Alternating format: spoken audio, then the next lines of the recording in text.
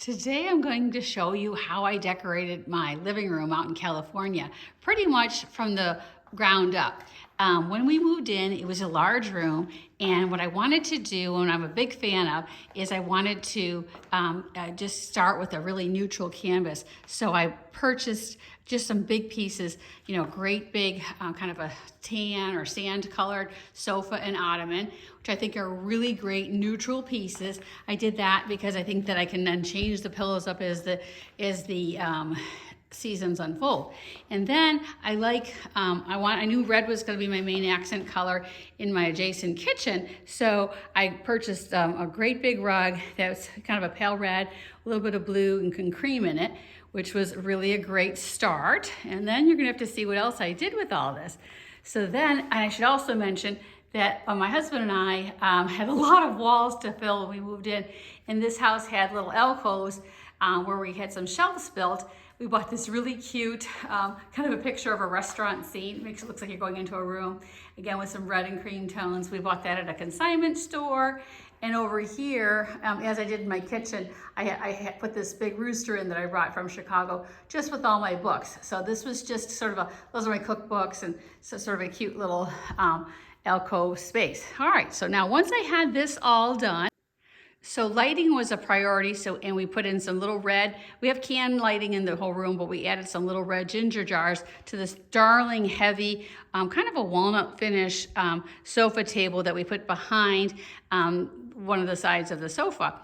And in addition, you can see that we had a kind of an arced light that we purchased, which I really think looks really pretty. So anyway, so we were trying to accomplish the feeling of coziness with our lighting. Then once we started with the sofa and this basic rug, we decided that it's time to start softening things up. And in addition, we went to a local consignment store and found this really pretty impressionist painting that had some, yellows and reds in them, and even a little bit of blue, which will serve as foreshadowing for how we're going to decorate. When you have a big sofa or any kind of a sofa, I really think it's a great idea to start with a neutral colored, solid color, because I think it looks pretty and it gives you lots of flexibility. And the next step we took was to add some very cozy throws. Watch. As I've mentioned in other articles, I really am a fan of using odd numbers of items as often as you can. So I have a total of 3 really cozy throws, and these are actually made out of, this one's made out of a fake fur, and it's matched, it's over there. And then this one's really fun. This is sort of a slubby knit one that I just love for the texture. Kind of reminds me of a fishing net. Now we use these throws every night, at least the fur ones. I lug them out almost every night from behind the pillows that you're gonna see in a minute while we're watching some shows, which is a very fun thing to do at night when the air conditioning's on, or and it just, you have a little extra chill in the air, so you pop on those cool throws. And then, remember, I wanted to get some reds and some yellows or some oranges going, because I was going for a kind of a country French feel. I had some pillows made in yellows and oranges, and you can see how they mixed in with the what we have to start. So I went and had some fabric. I found some fabric at a fabric store in North Carolina online, and I actually had some pillows made. But I'm going to link some very similar ones. This is sort of a little small, sweet French print, and it's got a small pattern on it in yellows and oranges. And then over here, I actually had a pillow made out of the same fabric that my kitchen valance is made out of. It's sort of a sunflower, yellows and reds and green fabric. So it's a sunflower and stripe. And then over here, I had the same ones as over on the other corner of the couch. It was cute, I liked it. And so I thought it was probably time now to start working on the ottoman. And an easy way to do that was to just get a great big tray online, and this great big wicker tray took up almost all of the ottoman and will give me a flat surface, so if I decide to put a drink down at night, which I do most evenings, it'll have a safe spot. But we need to decorate it, so watch and see what I did. First I added some candles, which I light at night when we're watching TV. This is what I put on next. I made an arrangement out of silk flowers, out of some yellow, little, I think there's ranunculus and little orange poppies and some ivory. And I just put all those little plants together in a small copper container. And I just thought it looked very soft and pretty, and it tied together all the colors. And you can see that it looks, it looked very coordinated. And I was happy. I thought everything looked very soft and pretty and interesting. But then I thought we still needed some more softening of the corners. So when that happens, I decided I needed to get some plants. So let me show you what I did. So I got some silk hydrangeas, put them in little galvanized containers on the sofa table. And then over here, I actually had a cute fern stand that I found at a consignment store, kind of a burnished red plant stand. And I bought a silk fern to put there, which I think looks nice and lush in the corner. And then over here on this little side table, I got a little green, kind of a little ferny little plant. Again, all these are silk because I don't want to have to deal with replacing them since I travel back and forth between Chicago and here.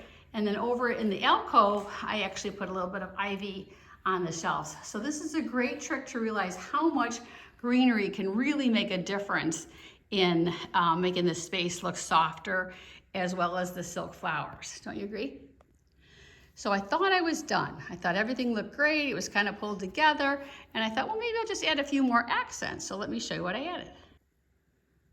A friend gave me this really darling little red and yellow tray with some topiaries on it. And then of course I put some beautiful family photos up on the sofa table. So things were starting to look really cozy as the entrance to the great room. And then the other thing I added over across the way was a little white ceramic bunny, and I just popped him on the cookbooks, and I think he looks really cute. And he can stay out all year except for at Christmas. So now I really thought I was getting close to being done, or thought I was done, and we actually lived with this very pretty, colorful yellow and red and cream room for several years. But then, as you may have heard from my kitchen refresh, I read an article saying that blue and white pottery can actually go really well with any kind of decor. And I thought, well, really, any kind of decor? So I decided to give it a test, because actually blue is part of in my rug, and it's actually in my little impressionist painting over there on the wall. So, and I certainly have a blue pool outside my window. So I thought, well, maybe they were right. Maybe I should add some blue and white. And I had some containers from Chicago that I brought. So let me show you what I did with those. So I decided to add some blue and white pottery containers over here in this little alcove. My husband's not a fan of big containers obscuring any artwork, but these look too small to me. So I decided they probably needed a little bit of greenery. Here's that same alcove with some little blue and white pottery in it and a little bit of greenery, some silk ferns. And then I thought it might be fun to add some blue and white pillows. So watch that. So this is what it looked like with the pretty blue and white pillows. And I thought this was really a great move because it really gave some nice crispness to the yellow and the orange. It tied in the blue, which I've also used in my kitchen. So I thought we were gonna really be done. And I just about was done. But then my friend Irina was visiting, and she said, well, why don't you get some blue flowers? And I thought, blue flowers? And she was right. I added a couple little blue flowers that look like bachelor buttons that are also silk, of course, and they really did help to light up the arrangement and tie it in with the kind of bluish pillows. All right, so now I'm gonna give you a tour of the whole room. So here's the room as I'm looking into it from the kitchen. You can see how we've got the pretty table with all the little frames and the ginger jars and the hydrangeas, which look all kind of soft, and the nice soft lighting. It's great to have overhead lighting in the form of cans, but when you're watching TV or in the evening or you have company, it's also cool to have some lamps to bring the lighting further down. And you can see all the pretty greenery. You can see the yellow, orange, reds and yellows and blue pillows, the nice throws all around. You can see how it all in the ottoman, the rug, how it all kind of really flows together and looks really pretty and soft. And then you can even see how the arc lighting works to kind of bring in the softness that we want.